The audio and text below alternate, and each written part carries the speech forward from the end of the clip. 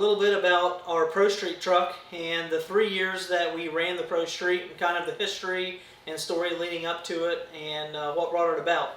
So I guess when did we originally decide that it was actually going to be a Pro Street truck, and why did we start with the thought process? When was the deciding factor? That'd have been fall of 2016, correct? Yeah, I think so. I can't. No, it'd have been fall of 2015. 15, yeah. So we'd won Diesel Power Challenge 2014 and 2015, and then we found out we can't win Diesel Power Challenge or go back, defend our title the third year, and so we were kind of bummed. We weren't quite sure what we were going to do, and that's when I got an email from Diesel World magazine. It would have been James Brendel. I think it was in collaboration the first year of Diesel World magazine and Northwest Dyno Circuit. Northwest Dyno Circuit, and they wanted to do the Ultimate Callout Challenge, ultimately known as UCC. And they were calling out the top 30 trucks in the nation to come together and battle it out. They had kind of heard that I guess there was some Facebook talk about us not being able to come back Diesel Power Challenge, and then that kind of started a thought process of like, hey, somebody should host an event that is like the ultimate battle that brings the East Coast versus the West Coast. That's when they were talking like Sean Bach is making all these 2,000 horsepower claims, but it's corrected, it can't be accurate. So that's where the Ultimate Callout Challenge talk started. We got a set of rules, and when we looked at the set of the rules, my quad cab did not get close to meeting what we felt would be a ringer, something that would be pretty much competitive. Pretty much there weren't any rules. Right. And we just saw that a heavy 8,000-pound street truck wasn't going to be what we thought would be able to compete well in that, because we heard of all the big shops that were going to be competing in it, and yeah, we just didn't think that a good horsepower number and a heavy chassis would be the way to go with the different things that we had to compete in. Right. With Diesel Power Challenge, you had to be the same weight for racing, sled pulling, and daily driving. And so with UCC not having any weight restrictions, we're like, let's build the lightest vehicle we can possible so we can dominate on the drag strip, and then we'll add weight for the sled pull. Mm-hmm. So the original plan, we sat down with, it was us here at Firepunk, Drew Pumphrey at D&J Precision Machine, and it was Chris Beardsley from Engineer Turbo, and then the guys at Exergy, and we kind of talked about what do we need to build a 2,000 horsepower power plant, because at that point that was kind of the target we were shooting for. And then we started talking about chassis. We were going to just simply buy a regular cab that'd be lighter, put the quad cab set up in the regular cab, and step up the turbo and injectors to where we could make 2,000 horsepower and rock and roll. And that was we also knew we needed to deal with elevation some, so we were pretty concerned with having decently sized turbos to where we can have good spool up and not have to fight that a lot at elevation. Yeah, we wanted to make torque. Right, it was a big factor in the setup that we put together. It scored horsepower plus torque, and it's really easy to make 500 more foot-pounds of torque by bringing in your power a couple hundred RPM sooner, whereas going from 2,000 horsepower to 2,500 horsepower, it's a big change. Like, people don't realize once you get to 2,000 horsepower how much more work it is to make 500 more horsepower. So we bought a regular cab. That was December. No, November. It was right before Thanksgiving. Yeah, I was going to say November. Found a truck in Tulsa, Oklahoma. Flew out there. When I got out there, I had a bunch of blow-by. We ended up negotiating. I think I paid $11,800 for it, and drove it back home. Had a bunch of oil spots on the tailgate. Got back, put it on the scales, and it was 6,900 pounds. And we started wondering and questioning if this was really worth our efforts to swap everything over to save 1,000 pounds. And that's when stupidity or craziness thought process started, and we started talking about fiberglass front clip, fiberglass bumper, fiberglass doors, bedsides. Started calling around, made some phone calls, figured out that really fiberglass wasn't that expensive. So we ordered it up and did not have any idea at that point what we signed ourselves up for.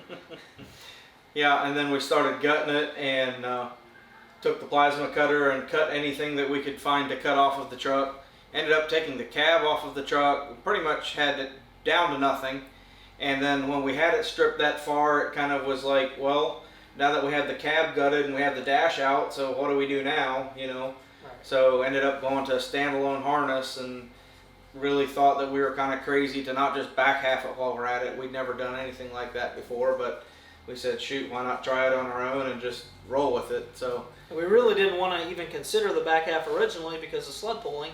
We knew we needed a good frame, and after Len kind of talked me in, he's like, let me cut the thing in half, we'll figure out a way how to sled pull. He's like, we can surely, with the roll cage, we can build enough structure into the back half to sled pull it and have the thing not fold in half. So much to all of Comp D's and some other people's speculation, they thought our back half truck would fold like a pretzel when it was hooked to a sled. It did fine, and the chassis actually worked very well.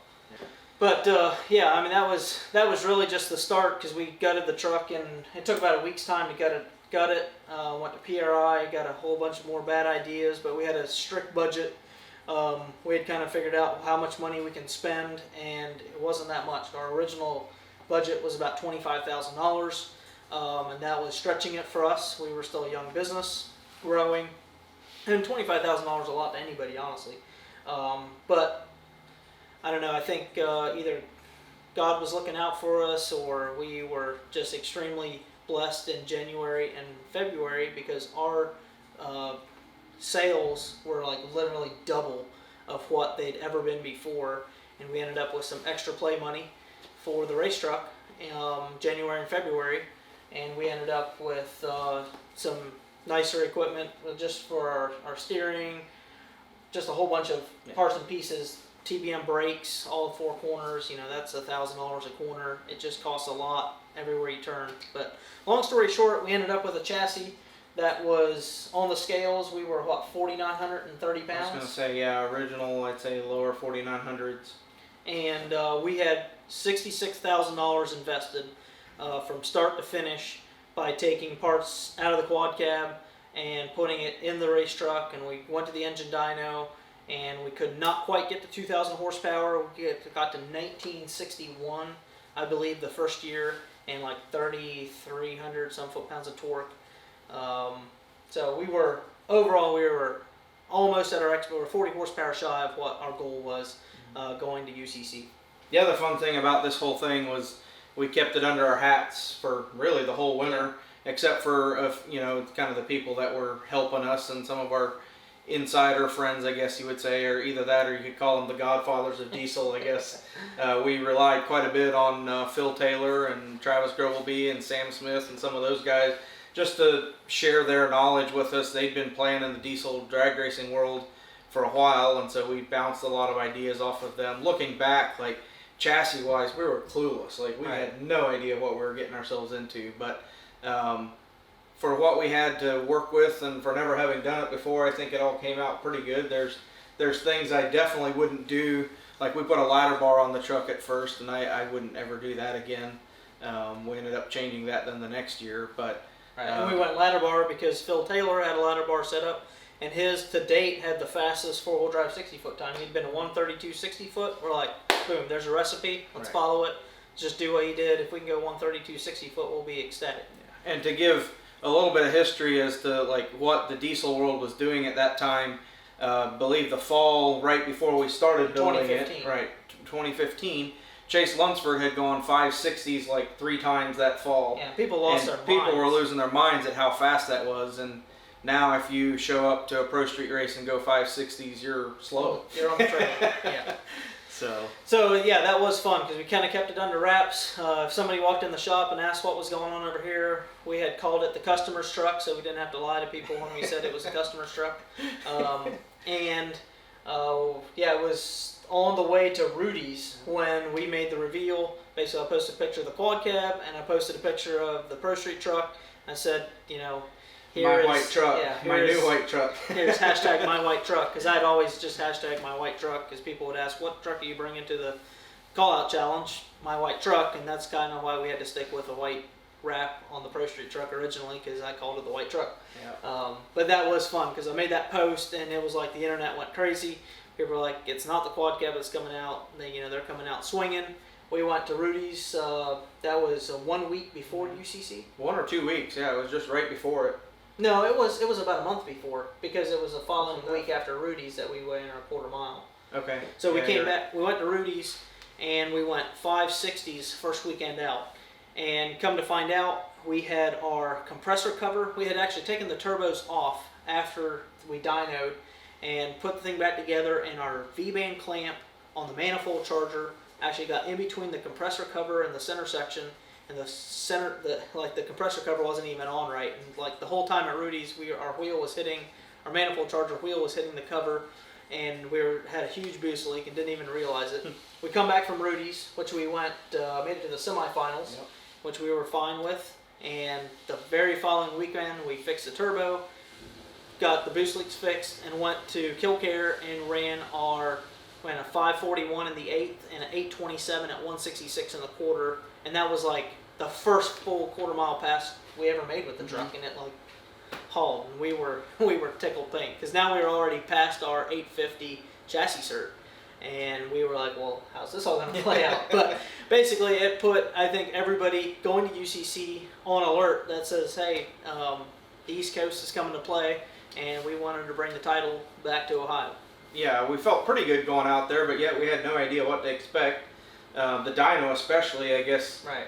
We didn't really know how much elevation was going to affect things. And there was also a lot of other teams that were being pretty quiet about what was going on. You know, you've got Fleece, Industrial, ATS was entered, and you look at those companies that have 20 years backbone, they have a lot bigger financial support than what we did at the time, and we are honestly very intimidated that we're just country boys coming from the cornfields and going out and playing on a big stage. So we were putting every bit of our brain power together to build something that could compete. And when we show up to UCC, everybody is always like, you know, they're like, you guys outthought us with the chassis, because they all had big horsepower power plants, but they were all in 5,500 to 6,000 pound street truck style, you know, quad cab short beds or pretty much full weight trucks. And that's kind of how it played out the first year. Is we easily won the drag race by like almost a whole second. And then dyno, this is how much a chassis dyno is hard to make power on. We did 2,211 horsepower and 3,300 foot-pounds of torque, and that was with two 125 jets. Man, I have no idea. I believe it was two 125 jets of nitrous, which that's a 600 horsepower shot. A lot of nitrous. We had that cutting out issue. Yeah, because we had an ECM ground. Our ECM ground was fastened to our engine mount, which was not smart because we had just ran a self-tapper.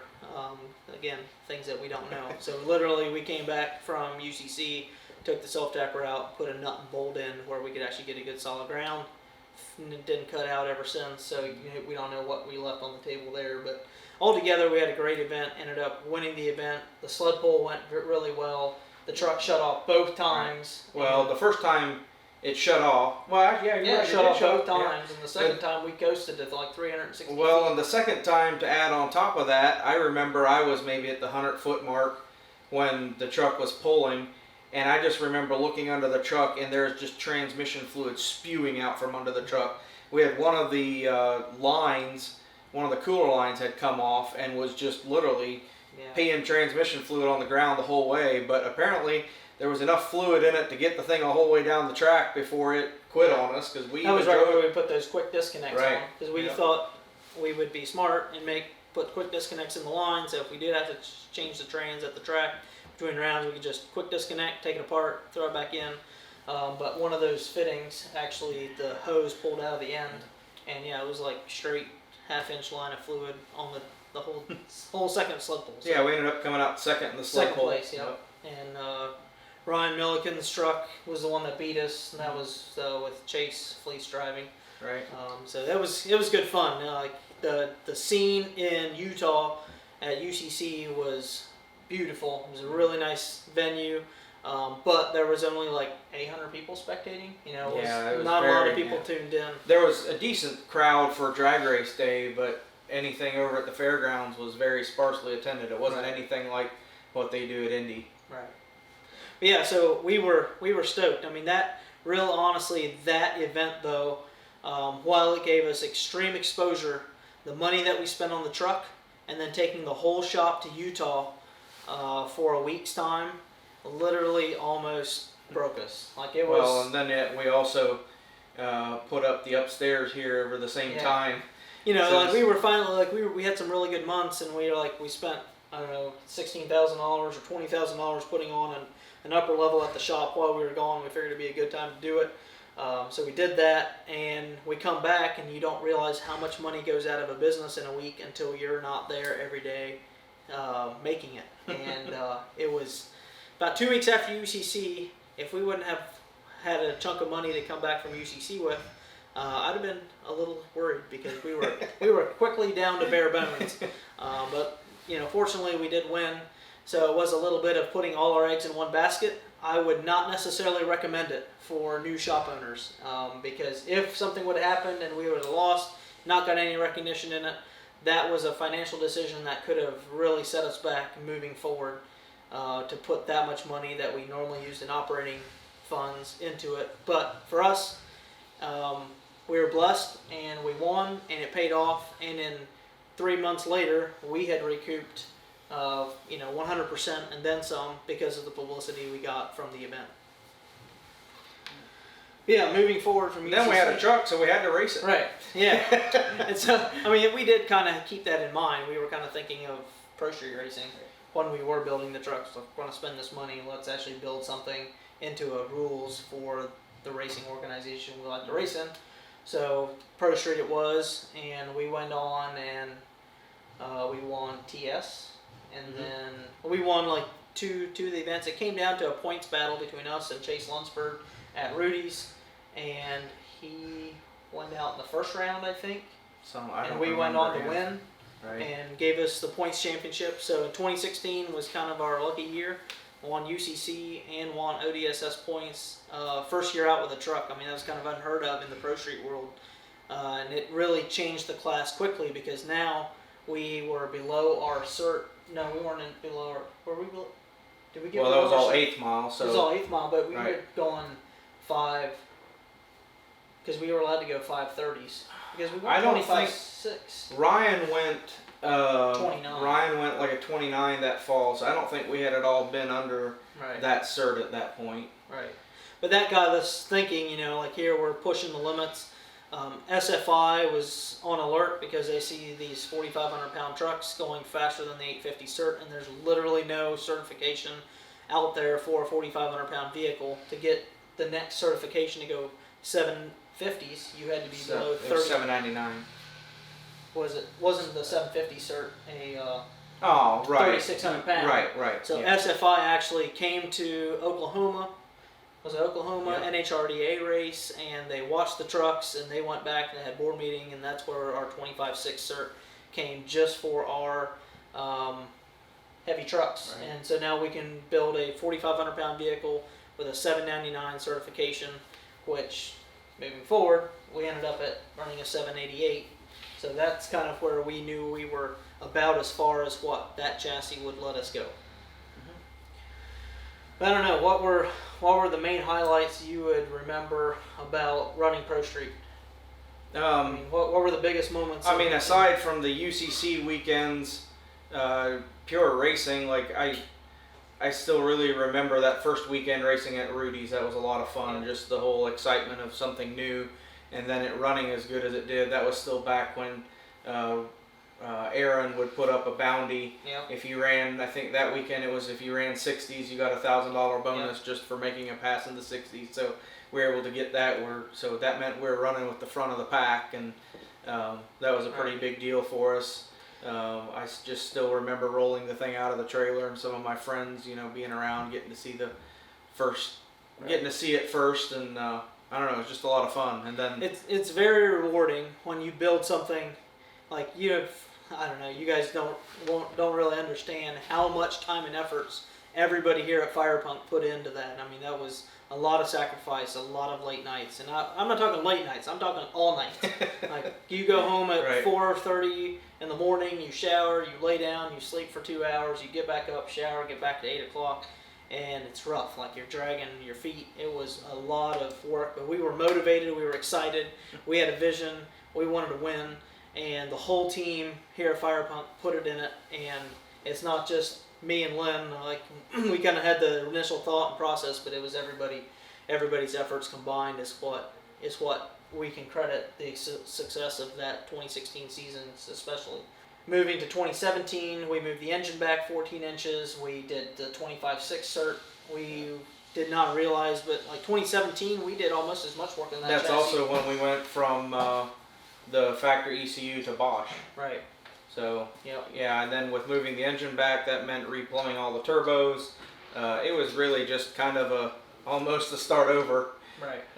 So it felt that way anyhow. And I think that's when we did the 4-link as well. We also did the rack and pinion steering. Right. We did more. We did almost as much labor in the winter of 2016 to 2017 as we did originally building the truck. Like it started as something simple, but Then we had all these great ideas Right. that piled on top of right. each other. And we were also looking for defending our title in UCC 2017.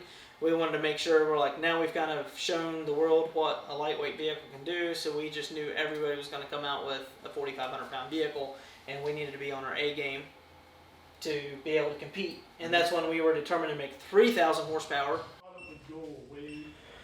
Well, it's quite broken. But by the time we hit, you I guys think said it was, I think we win the award Do you have your data? for the most carnage that you can do. That's still hot. Probably shouldn't touch that. That's hot. You got a ring? Don't ever try to make 3,000 horsepower. You'll waste a lot of time and money. But no, I mean, Unless you're a sled puller, then you do it every day. it was fun. Like honestly, we went to the dyno. We built. We teamed up with Columbus Diesel, and they got us some 3 big HX82s. They're like, this is good enough air for 3,500 horsepower, and Exergy built us a set of 700% over injectors. Like we were all about it. We had a fuel system for it. We had an engine for it. We go to the dyno, and we had been having some balance or damper issues. The previous year, that was before Fluid Damper had come out with their full power kit, and that was some stuff that we developed. They came to our dyno then in 2017 with some test equipment and figured out the harmonics and got the dampers, the harmonics system changed in that, and also came out with the full power kit. So there was a lot of parts development. You put this whole engine together, ready for, excited to go make 3,000 horsepower, go to the dyno, spin the thing up. First time you put load on it, the engine cuts out under load. So you start looking, now your tone wheel is... Well, this was with a custom... That was with, we had done like a 10-inch Right. John Deere style damper on it, and it was a very, it was a custom piece that Yeah. D&J made. It looked like it was going to be the cat's meow when it comes to dampening, but the weight of the damper was simply too heavy for what the Cummins crankshaft was, and we were just wadding it up like a pretzel, and the tone wheel actually rubbed on the billet front cover, which put aluminum in the teeth, and then the crank sensor would cut out and the engine would cut out. So whole trip to the dyno, you waste, it's $120 an hour at the engine dyno. It's not cheap, but plus you're taking time off of work. You come back, you redo the damper system, and you go back, and when that engine cut out the first time, it bent the crank. So you had to pull the motor back down, change the crank, put it back together. It's just hassle. We went back to the dyno. 3 dyno trips. 3 dyno with it, trips. yeah. Every time we went to the dyno, something broke. Like it was. Well, blew once up we got the turbos. damper figured out, then we started blowing up turbos. Like Yeah, we were wasting those things like they were candy. Like I Right. don't know. And like Mark Massey from Columbus Diesel. Columbus Diesel was very much on board. We thank them very much for their support. But what the common rail definitely makes very different pulses than what a mechanical motor does, because they have like proven stuff that works on mechanical time and time again. And here it was on a common rail, and it would break the shaft on the manifold charger. And like we sent parts through the ceiling and through the walls, mess up our piping. Like it was a lot of work that we had just invested in it, and then it's just like one dyno pull and it's done. We haven't even got a horsepower reading out of it really. It's pretty much as soon as load come on, it would break before you could even get any data. And this was supposed to be just our dyno turbo setup. Like we weren't Right. planning to use this turbo setup for anything but the dyno. So we were just gonna bolt this on to go dyno and then put our proven stuff back on and go play it, lowly 2,000 horsepower Right. for the rest of the event. But finally, we ended up talking to a couple of the super stock guys. They gave us some different ideas, and we figured out the volume of our charge pipe. Because we had the engine set back so far, we had almost a 5-foot hot pipe coming from the manifold chargers, the atmosphere chargers. We think the volume was just so big, it took long enough to build pressure in it. When it did build pressure, it just created a funnel. And it would hit when the big chargers out front came on. It made boost so quick it literally stopped the compressor wheel of the manifold charger, shear the shaft clean off, and spit the turbine wheel out the back, and it was over. So we ended up going from a 5-inch hot pipe to a 4-inch hot pipe, and didn't break another turbo after that. But that was not until we had. What was the reason that we went back? Well, we had pretty much given up on it. On We the were out of time. HX82 setup, yeah. On the HX82s, it was 3 weeks before UCC, and we had made, I think it was the 3rd trip to the engine dyno, and we had blown up more turbos, and we were just finally like, okay, we're out of time. Well, then's when Mark and Drew made these, I don't know, insane comments, kind of jokingly, I don't know, which turned into being serious. And they were like, we can make 3,500 horsepower mechanical all day. And they're like, well, why don't we? And Drew's like, I've got an engine that I can throw spare parts together. And Mark's like, I'll give you turbos. And I got a 17 millimeter billet Sigma pump. And I was like, well, that sounds simple. And so we kind of like in about a 30-minute conversation ended up deciding that we're going to throw a Sigma motor together 2 weeks to be ready for UCC. We knew we didn't have time to really. Never even put it in the truck. Yeah, we never put it in the truck. We knew the turbo configuration fit on the Threw truck. the motor together, went back to the dyno, and literally they were like, "Levon, you're going to be driving the truck, so you got to drive it on the dyno." So that was the only time I drove the Sigma truck, and it is. You got to give credit to all the super stock guys because Sigma engines are finicky. Like you don't realize how much throttle control is needed to get that thing to work. But like we literally bent the stick over till we saw 3,000 horsepower, and back to back off the graph was still going straight up. Like we did not try to break the engine. We didn't try to break anything. We're like, we have a proven 3,000 horsepower. Get it off. All it needs to do is make one dyno pull. So we wanted to not only win the dyno, we wanted to win by a margin because of how the point system works. As you increase, it's all based on points based on. The higher your horsepower number, the higher your score. It's not position based, it's actually performance based. But who knew? I mean, we got to the dyno, and we have 3,000 horsepower proven in 2017, and in 2016 we had 1,961 horsepower proven on fuel. Mm-hmm. So fuel to fuel, we had 1,040 horsepower, 1,080 horsepower more proven, and we go on the chassis dyno, and on fuel only. The Sigma motor made $21.99, something like that, and with nitrous it made $23.99.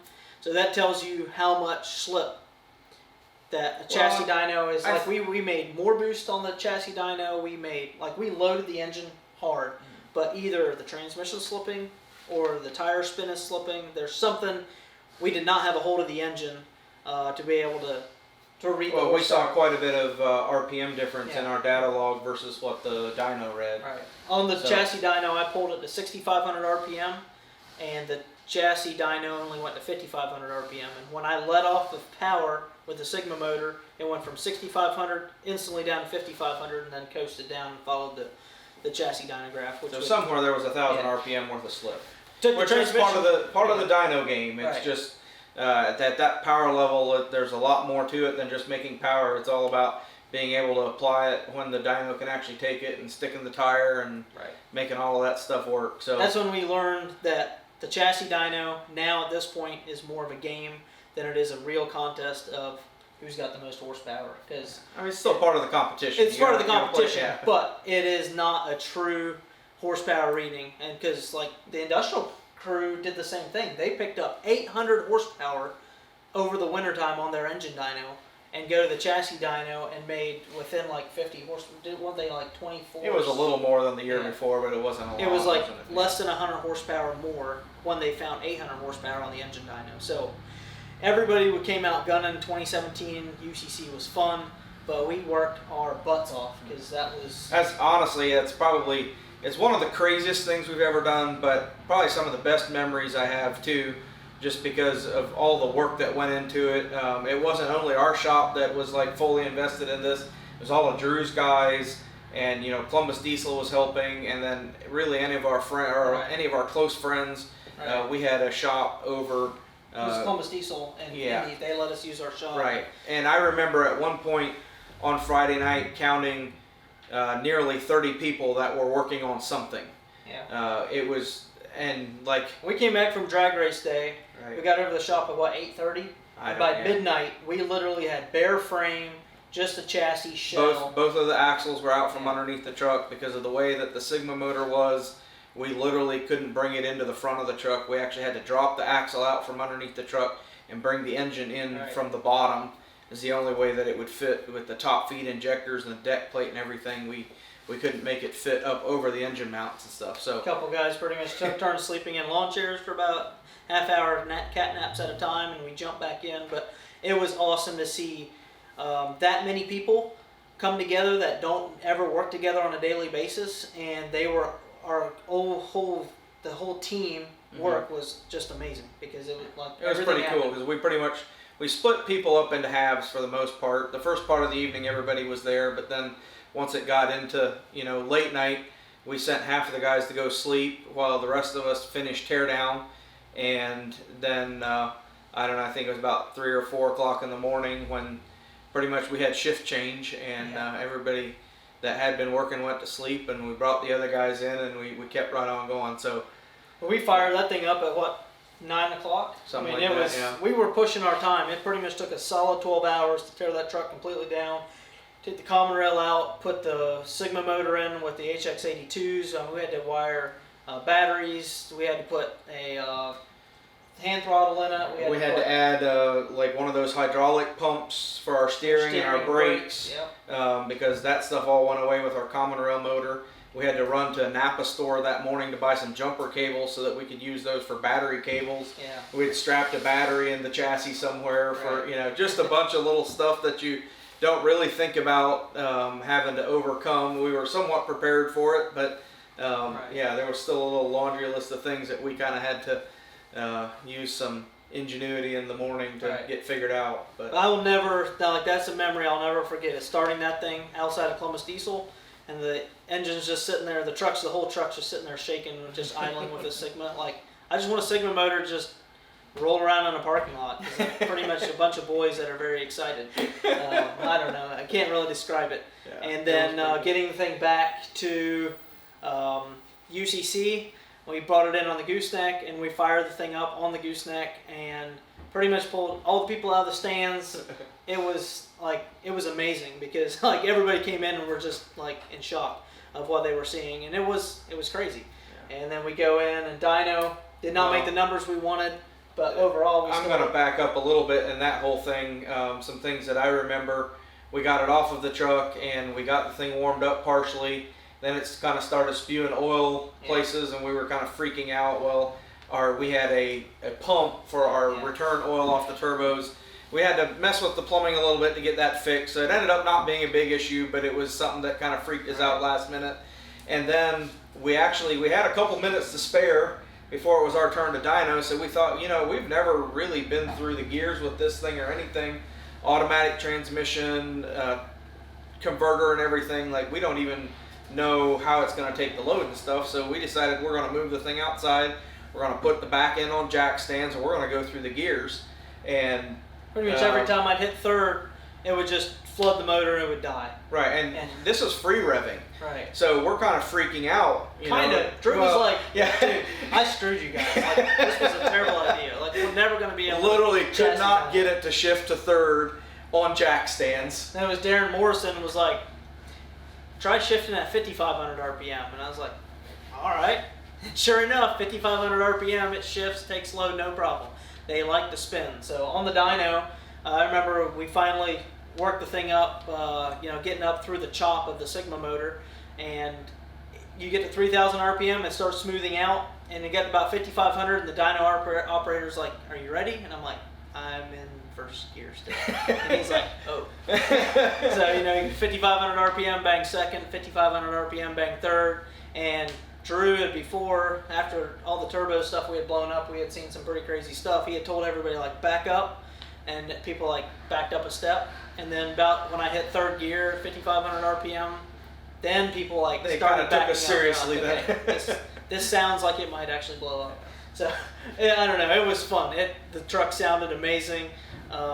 It was everything. A cool experiment. It was a cool experience that I'll never forget. Did not make the numbers that we wanted, but it didn't matter because we still were able to win the event, and we proved it to ourselves that we could do it. And that's really what a lot of this truck was for us. Was we set a goal for ourselves going into an event or going into a race season, and as long as we met our goals.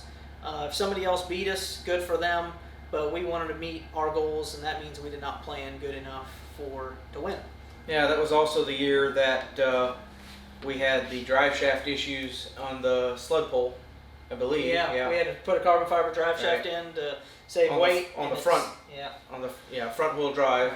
Right. So racing things that we were doing in the front, we were told we had a really strong drive shaft, and we go out the first pole, and it pulled decent up until to the end. We saw we thought the front wheels quit spinning right at the end, and we had a decent pull. Yeah. I don't really remember. We came I think back, we ended up placing 6th or something. Yeah. And so we came back and started checking into it. We put the truck up on jack stands and put it in 4-wheel drive, and you'd push one wheel and everything would spin. So we said, all right, we're good. Must have just been, I don't know what we thought. We thought the converter might have unlocked and it just quit, whatever. So we go out for the second pull, nothing. Just 2-wheel drive. Yeah, just 2-wheel drive. So turns out we had spun the end of the shaft inside of the carbon, but when it had cooled down, it held enough to where it still turned the wheels freestanding. But when you put load to it, it didn't give it anything. So it just kind of goes to show, like, you can plan as much as you want, but you're still probably going to have some kind of hiccup. Every year we had a little bit of a hiccup that could have cost us really dearly, but we kind of overcame it. The first year was that ECU cutting out issue that affected us on the sled pole and the dyno a little bit. The second year we had that drive shaft, and then our crazy Sigma stuff. The third year we kept launching the truck, and the truck would shut off. Mm-hmm. And we had gone to a small, instead of a 15-gallon fuel cell, we'd gone to a 3-gallon fuel cell up front, and we didn't have it full enough and didn't realize, and it was just sloshing fuel. Right. And it took us 3 passes. It went till close to the end of the session until we got we a put good new injectors, we put new feed tubes in it, and then we're like, oh, we just need to top off the fuel. So, I don't know, some of that stuff is just experience is the only thing that'll teach you that. So to win an event, you need good parts, a good team, and a little bit of luck, because there is no 100% answer. And that's why, I mean, you see top fuel guys, they have the best of the best teams, but the same guy doesn't win all the time. Steve Torrance acts like he wants to. He didn't really win this last weekend. But yeah, then so we had also tried a different spray pattern injector in 2017 that was supposed to be, like, on the bench, performed absolutely amazing, like 40% increase. And in UCC, all of our boost numbers were higher, intake air temps were higher, EGTs were higher. We couldn't figure it out, and we only went at 864 or something like that the second year. Right. And the very next weekend we went back to 2016's 500% overs, and it busts out the fastest time it ever ran. And then we went 799 at UCC, and we're like, if we had just stuck with what we had, like, so that's just some of trying to reinvent the wheel, and we kind of kicked ourselves in the butt. And we ended up running those 500% overs all 2016, 2017, 2018. Those are actually what's in the Pro Mod right now. They're actually in the Pro Mod right now. Yeah, we run. We have some bigger injectors that we run in the Pro Mod that have different bodies on them. But we ran. We had our feed tube spin on the injector. The aluminum head we have doesn't have a hold down for the feed tube, so it spun the feed tube in the injector. So we had sent our good bigger injectors to Exergy, and we just put our Pro Street 500% overs back in the Pro Mod. We just put a lot of nitrous in it, and we don't need as much fuel as we thought we needed. Yeah, I mean, honestly, we've got plenty of power, so it is amazing. The same injectors that won in 2016 are still winning in 2019.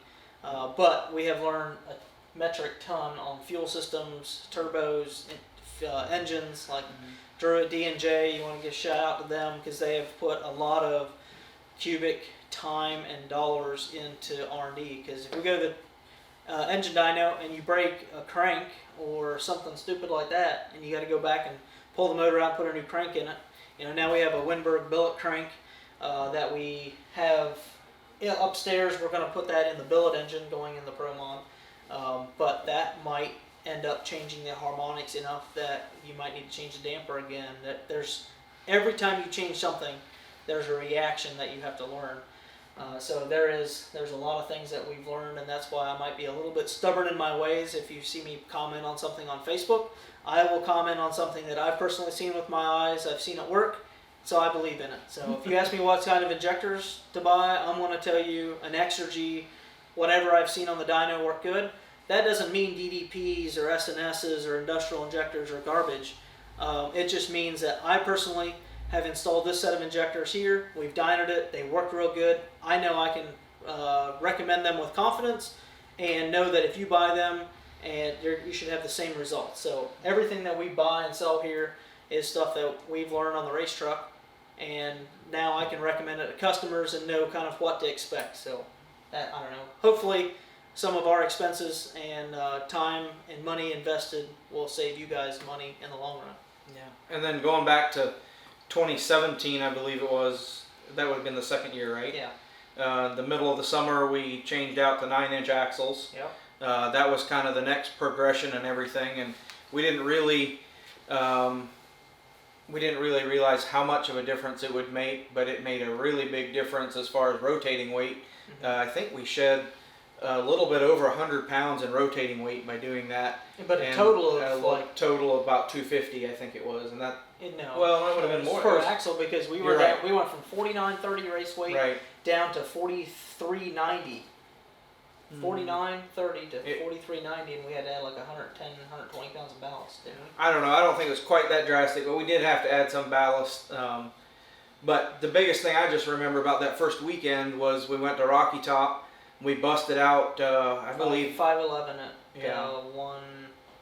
And we hadn't been able to break 520s before that. 511 at 144. And the difference that it just made in, like, the shifts were a lot more crisp, and you could see it in the data log that you had less rotating weight because, the transmission could shift quicker and could engage more crisp, and that in turn also made the engine work harder, and we made things go bang there then too. Yeah. I don't remember. We blew but the back 6-inch chunk of the head gasket literally was laying out in the turbo system. The back 6 head bolts, those are all 14 millimeters. It stretched those back 6 head bolts, just lifted the back of the head and just chucked the head gasket out. We still don't really know why, because we didn't really change anything other than because of the lower shift points, it sucked it down to like 3,500 RPM at full load, and if you're making 2,200 horsepower, 3,500 RPM is a lot of torque, and that is a lot of cylinder pressure. So we ended up going back, we fixed the head, put new head studs in it, and torqued it back down, and I think I pulled about 2 degrees of timing out of it just to try to save some cylinder pressure. We're looking forward to the billet engine because we can learn, we'll have actually cylinder pressure monitoring on that. We'll know exactly how timing correlates to cylinder pressure. There's a lot of variables that you can get in that. That's all stuff that I still like to learn. So we've learned a lot, but we still have a lot more to learn moving forward. Then it was the end of 2017 that we went to Rudy's, and we had some, we were having a little bit of frustrations with the converter. Transmission line pressure. Well, before that it was dragging the converter clutch, and that kind of came about when we started we put the GT55 on the manifold, and we had to launch at a higher RPM, and then we had some issues with dragging the clutch during spool up, so we'd kind of been fighting that. And the week leading up to Rudy's, we had a couple of different iterations of the I don't know, we tried a couple of different things.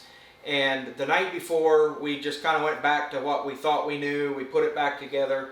Seemed to work, except it would make this awful noise during lockup, and it would aerate the fluid, and line pressure would just jump all over the place. Yeah, but the transmission line would be jumping during lockup, and it sounded like we just aerated the fluid, and we couldn't figure out why. But pretty much, it was late enough at night, and we were tired, and we had to get rolling. I mean, this was We didn't even This we said we're not taking a spare. We're just going to go to Rudy's and run it until it's broke. Put it back in the trailer. Right. And that thing goes out and goes 5 O's. We went 3 times. 5-0, 506, 5002. Yep. Well, 5002 was like the first pass out. We Right. we about lost our minds because here we had a transmission that we thought was not working correctly because of how it was aerating the fluid and lockup, and it goes faster than it And ever it was has. still the pressures were all over, pressure- even in yeah. the. The data log looked terrible. It should have burned itself up, and it just worked. So that's the stuff that like it just blows my mind how sometimes things look like it's not going to work. I feel like there was times like that we were just very blessed to have it work because it went 502, 506, 507, and We made it to. 124. We made it through 1 round of eliminations before the event got rained out. So that's what it was. it was kind of a That was dud like- scud end to yeah. the weekend, but we had a good weekend while it lasted. Right. That was right at the time when we had been starting working on the S10. We started. Well, actually, we really probably started working on it hardcore right when we came back from Rudy's, the fall of 2017, and so we went into 2018 racing 2 trucks, Yeah. and that was probably, I don't know which was crazier, the Sigma motor or trying to race 2 trucks. Yeah, it's a lot. Racing 2 trucks at that level, with the amount of crew that we have, is just it's. I mean, we have plenty Yeah. of crew, but Landon's racing 670 and 770, and Cody's racing. Well, he wasn't racing then, but like I don't know, everybody pretty was much racing. everybody, yeah. Rick Fox was racing 590. Everybody was racing their own vehicles, and so when we needed a hand to do anything in between rounds, it was grab whoever we can and work on it. But Right. overall, I would say like what were the biggest highlights were UCCs. Yep. Going 7s for the first time, Right. and then fall of That 2018. 7's the first time was in Oklahoma at Yep. NHRDA. Yep. Dustin Jackson was always pushing us. He always could find a way to beat us in points racing. We could always find a way to qualify a little bit better and go faster. But when it came down to 5 rounds in, Our slow 4-wheel drive truck could never quite get off the line with No. him. just 60 foot, like our goal was like, man, if we could just go 125, 60 foot, we can hang with a 2-wheel drive all day long. And by the time we got our truck going 124s to 126s, Dustin was going 118s. And it's like, anytime you let off the button or launch and he's a truck out because you 60 foot that much better, you have to make a ton of power to be able to drive around the truck. And that like kind of leads into some of the misery that we had in 2018. We started out the year pretty good. I'd say we both were running in the teens fairly Yeah. consistently. Teens and O's. Yeah. Right. And, we were going to bust into that 4 second range because we'd gotten that close. We went 002 at Rudy's the fall before. So it should be simple, right? And then we got to, I think it was, I don't know, mid-season or so. Yeah. We had an opportunity to try out a trans brake valve body for the 48RE, and that thing nearly made us quit. That gave me a lot of these gray hairs. It did not have converter pressure regulation right. It was somebody else's valve body. We tried, and it just simply did not work. And we would. And we tried to Yeah. re-engineer things, Yeah. and Well, I was like, I can make this work, and I couldn't. in the process, we did learn a lot about how some of the circuitry works, and Because we some tapped things like that. tapped into the line pressure in the cases, and actually ran that the data logger so we could see converter on and off pressure. And again, learning stuff that we can use that knowledge on how all those systems work and pressures work on our day-to-day transmissions. But that did cost us 2 races. It cost us Shide and it cost us Florida.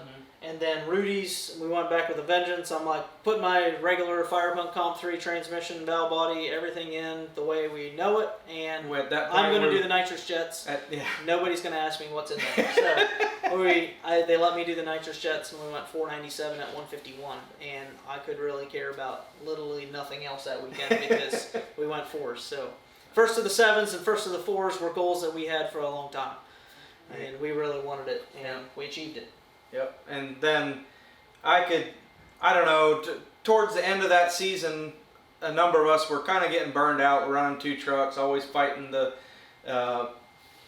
transmission and the Pro Street truck and everything. And we kind of would keep hinting at Levon, like, maybe we just race just the Pro Mod, and you could tell he wasn't having it. And I think once he ran that 4 at Rudy's, I could just kind of tell he would almost entertain the thought. Well, at that point, yeah. now 5.0 was the fastest that chassis certified for.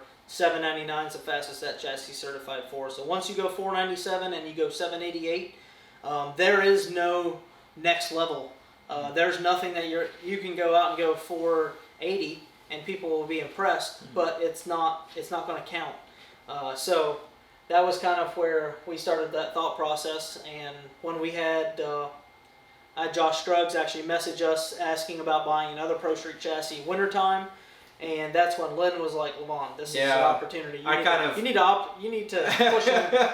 And I was like, "No, I was not up for it." But I was kind of the mediator there and kind of expedited that process a little bit, because I think at first Josh didn't think that would at all be something he could afford, and Levon at first didn't think that it would be something that he'd want to sell.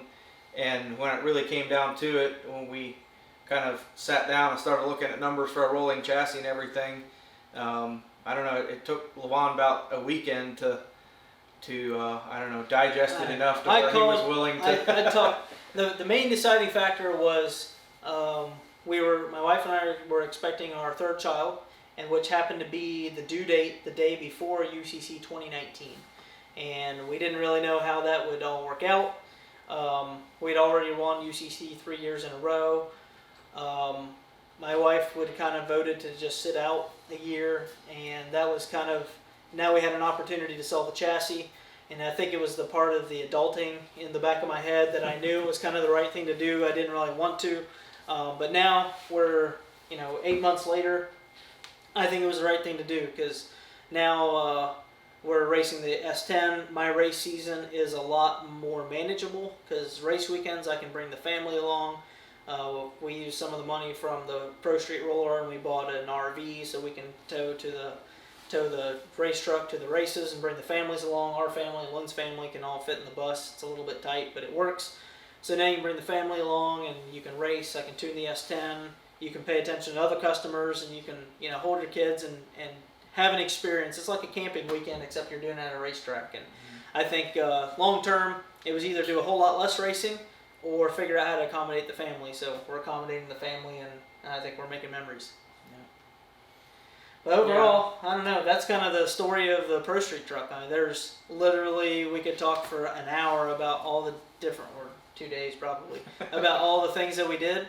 But those are kind of some of the highlights that stick out for it. And we've thoroughly enjoyed the process and everything that we've learned to it. Do not build a pro vehicle unless you like working a lot, because it takes a lot of work, and it's fun work because you're motivated, you're setting goals, but it's not for lazy people. It takes a lot of effort to keep pro vehicles on the track and be competitive, because that's why you see a lot of those guys build a pro vehicle and they go out and make a couple passes and it breaks, and then it sits for 2 months until they have time or money to fix it.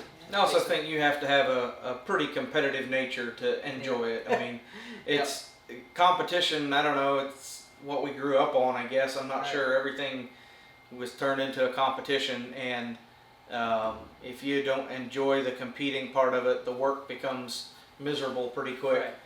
So we were short. I was short, so I could never win in foot races. I couldn't win in basketball. I sucked at volleyball. But racing, short people can win. So I think we found something that we can put our minds to. And I hope you guys enjoy the video. And if you guys have any questions, fire away. We're always here to share what we've learned with these experiences. And we look forward to keep on sharing what we're doing with the other race vehicles, the Pro Mod, and the other 590 trucks, and the other race vehicles that people are racing. If you guys have questions or comments, let us know. And like and subscribe to the channel. Share it with your friends. It takes a lot of time and efforts for us to do these videos. So we hope that we can at least spread the information out and let people that are diesel enthusiasts know what we're up to.